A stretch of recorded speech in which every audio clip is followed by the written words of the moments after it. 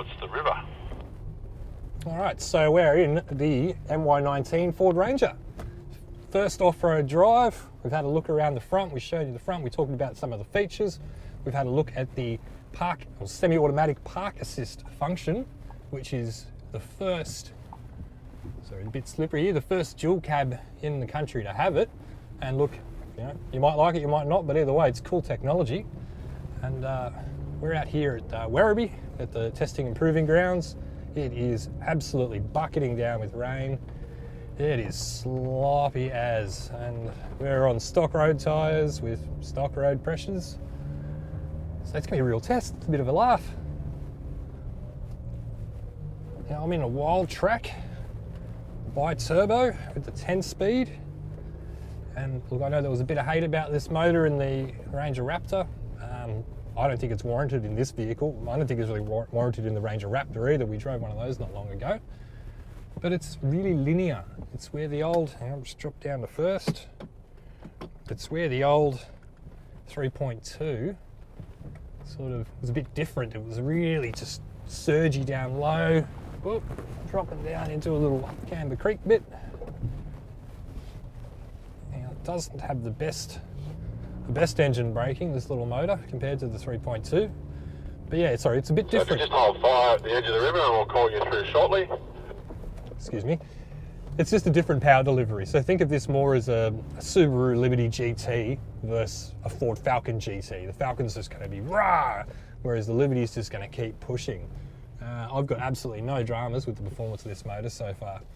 Now we're just about to do a river crossing, and this is claimed to be 800 millimeters, which is the maximum recommended wading depth for this vehicle. And that's not an inconsiderable amount, considering it doesn't have a snorkel. That's actually the best in the class as far as we've been told by Ford. So let's ford a river and see how it goes. I'm sorry about that one. Here we go, 800 millimeters in a Ford Ranger.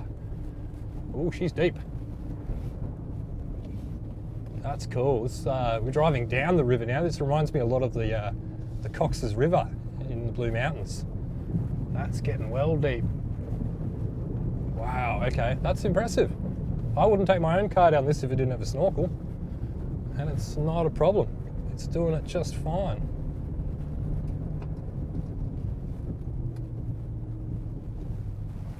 And we're going to take a hard right. Try not to splash the photographer. Sorry, buddy. Now, go check we've got everything on. Yep, we've got everything on. Try to keep to the high side, please. Wow. The wheels, straight wheels.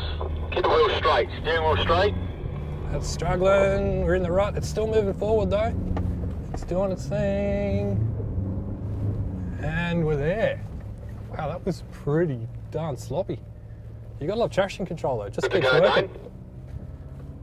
It just keeps working, and it's we've proven it time and time again with the Ford Ranger. It doesn't have the most advanced traction control out of, you know, say the Hilux. The Hilux has got a more advanced, more aggressive traction control. You put the rear diff lock in, it changes everything. It changes absolutely everything in this car because the traction control is not disengaged on the front wheels. So you've got a rear locker and the front end with both wheels trying their hardest to keep spinning. And once you work that out, these things are darn near unstoppable. Now we're going to talk about the 10-speed auto. This is an amazing gearbox. Amazing gearbox. There's no other word for it. With some other 10 speeds or even 8 speeds, you find they hunt. They're constantly hunting for a gear like a CVT transmission. You don't get that with this. It just locks, bang, bang, bang, bang, bang. Up, down, no matter what. It works so amazingly well.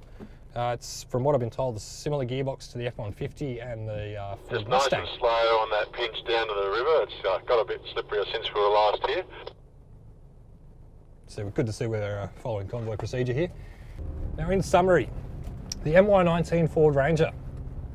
It's, how do you describe it? It's like your favourite recipe with a bit of a twist. They've taken what was a good package that's obviously working in this country because they're selling them, but it's just made it a little bit better. They've just refined it. It's like they've given it a facelift and a butt implant. I don't know. It's just better. The suspension's softer at the front, which just rides really nicely for stock suspension. The exterior's been updated really tastefully. It's a good update. Same with the interior, just a little bit of love. It seemed like they've listened to their owners and the audience. I've asked them the questions, and so far I'm very impressed with what they've come up with.